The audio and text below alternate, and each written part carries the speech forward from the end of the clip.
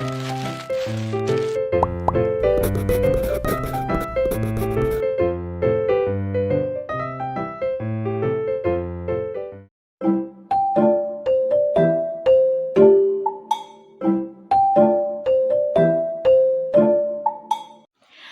guys, welcome back to this channel. Kali ini kita bakal bahas topik yang kelihatannya berat, tapi ternyata deket banget sama kehidupan kita, apalagi kalau kita ngomongin soal anak-anak.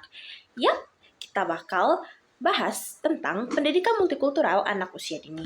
Kenapa ini penting, kenapa harus dari kecil, dan kenapa Indonesia perlu banget sih pendidikan ini? Yuk kita mulai. Kita masuk ke pembahasan pertama, yaitu pengertian pendidikan multikultural. Oke, kita mulai dari dasarnya dulu. Simpelnya, pendidikan multikultural itu adalah pendidikan yang menghargai perbedaan, seperti perbedaan suku, ras, budaya, agama, bahasa, dan latar belakang sosialnya. Menurut James A. Banks, pendidikan multikultural adalah pendidikan yang memberikan kesempatan bagi seluruh peserta didik tanpa memandang latar belakang budayanya. Kalau dikaitin sama anak usia dini, artinya sejak kecil anak itu sudah diajarkan kalau beda itu normal, beda itu nggak salah, dan semua orang layak dihargain. Jadi, bukan cuma soal anak pintar baca dan tulis, tapi juga gimana anak itu bersikap. Sekarang masuk ke pembahasan kedua, yaitu makna pendidikan multikultural untuk anak usia dini. Nah, sekarang maknanya nih, buat anak usia dini, pendidikan multikultural itu bukan pelajaran hafalan ya, tapi maknanya lebih ke membentuk cara berpikir, membentuk empati, dan membentuk sikap moral dan sosialnya. Contohnya simple banget, kayak anak diajarin berteman sama teman-temannya yang beda agama, anak dikenalin lagu-lagu daerah yang berbeda, lalu mungkin anak juga diajarin nggak ngejek warna kulit, logat, atau kebiasaan temennya yang beda sama dia. Menurut Jurnal Pendidikan Anak Usia Dini, masa emas atau masa golden age adalah waktu paling efektif buat nanemin nilai toleransi di anak. Kalau dari kecil udah terbiasa menghargai perbedaan, pas gede konflik sosial sangat ditekan. Singkatnya, pendidikan multikultural itu adalah investasi karakter jangka panjang.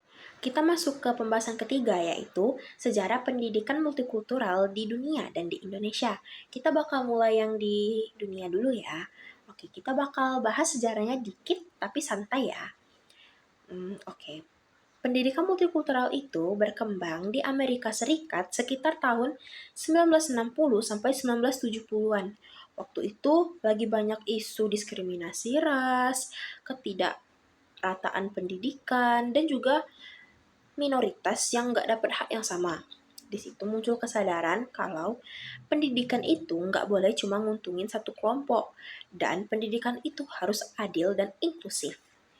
Teori melting pot yang dulu populer mulai dikritik karena dianggap nyuruh semua budaya melebur dan hilang. Akhirnya, lahir pendekatan baru, yaitu setiap budaya boleh beda, tapi tetap hidup bareng dan saling menghormati. Konsep ini terus berkembang dan dipakai di banyak negara multikultural. Sekarang kita masuk ke yang kedua, yaitu sejarah pendidikan multikultural di Indonesia. Nah, sekarang kita beralih ke Indonesia nih, negara kita. Indonesia itu literally negara yang super multikultural karena memiliki lebih dari 1.300 suku, ratusan bahasa daerah, dan juga berbagai agama dan budaya. Makanya, pendidikan multikultural di Indonesia itu bukan pilihan, tapi kebutuhan. Banyak konflik di Indonesia itu muncul karena kurangnya pemahaman perbedaan, stereotip, dan intoleransi. Lewat pendidikan multikultural, khususnya sejak anak usia dini, anak-anak diajarin nilai Bhinneka Tunggal Ika, toleransi, persatuan, dan keadilan sosial. Ini juga sejalan banget sama Pancasila dan tujuan pendidikan nasional. Oke, sekarang masuk ke pembahasan yang keempat, yaitu pentingnya pendidikan multikultural untuk anak usia dini. Oke, kenapa harus dari anak usia dini? Karena Pola pikir anak usia dini itu masih fleksibel dan masih bisa kita beri sesuatu dan dia akan menangkap dan dengan cepat. Lalu belum punya prasangka dan juga mudah meniru perilaku. Kalau dari kecil anak dibiasakan hidup dalam lingkungan yang menghargai perbedaan, maka mereka akan tumbuh menjadi generasi yang open-minded, anti diskriminasi, dan punya empati yang tinggi. Penelitian di jurnal PAUD nunjukin kalau anak yang dikendalikan nilai multikultural sejak dini lebih mudah beradaptasi dan punya kecerdasan sosial yang baik. Sekarang, pembahasan yang terakhir yaitu contoh implementasinya di PAUD. Contoh penerapannya di PAUD itu sebenarnya simple banget. Kayak kita mulai dari melakukan kegiatan seni dari berbagai daerah, menceritakan cerita anak dengan tokoh yang beragam, lalu menyanyikan lagu-lagu daerah, dan juga bekerja kelompok tanpa membedakan latar belakang. Yang terpenting, guru dan lingkungan sekolahnya juga harus jadi contoh yang baik agar anak-anak bisa menerapkan sikap toleransi. Jadi kesimpulannya guys, pendidikan multikultural untuk anak usia dini itu penting banget. Bukan cuma buat anaknya, tapi buat masa depan bangsa. Karena anak-anak hari ini adalah masyarakat Indonesia di masa depan.